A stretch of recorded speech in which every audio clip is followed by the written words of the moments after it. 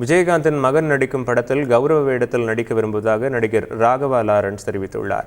அண்மையில் மறைந்த தேமுதிக தலைவர் விஜயகாந்தின் நினைவிடத்திற்கு தனது தாயாருடன் சென்று மரியாதை செலுத்தினார். அப்போது விஜயகாந்தின் மகனும் நடிகருமான சண்முக பாண்டியனுக்கு சினிமாவில் பக்கபலமாக இருக்குமாறு தன்னிடம் அவரது உறவினர்கள் கூறியதாக நினைவு கூர்ந்த லாரன்ஸ், இனி வரும் காலங்களில் சண்முக பாண்டியனுடன் இணைந்து நடிக்க விரும்புவதாக குறிப்பிட்டார்.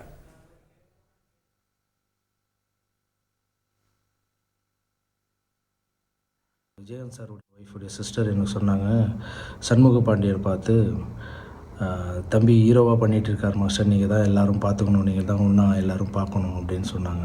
அந்த பையன் படம் ரிலீஸ் ஆகும்போது நம்ம இவ்வளோ அன்பு வச்சுருக்கல விஜயகாந்த் அண்ணன் மேலே, அந்த அன்பை அந்த பையன் படம் ரிலீஸ் ஆகும்போது அவனுக்கு ஒரு நல்ல படத்துக்கு ஓப்பனிங் கொடுக்கணும்.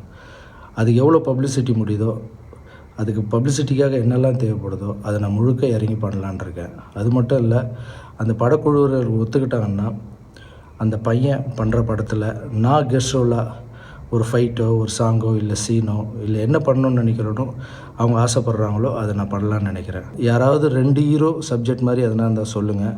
சண்முக பாண்டியன் தம்பியும் நானும் சேர்ந்து பண்ணுற மாதிரி ஏதாவது சப்ஜெக்ட் இருந்தால் சொல்லுங்கள். நான் சேர்ந்து பண்ணுறதுக்கு ரெடியாக இருக்கேன். செய்திகளை உடனுக்குடன் தெரிந்து கொள்ள உடனே சப்ஸ்கிரைப் பண்ணுங்க.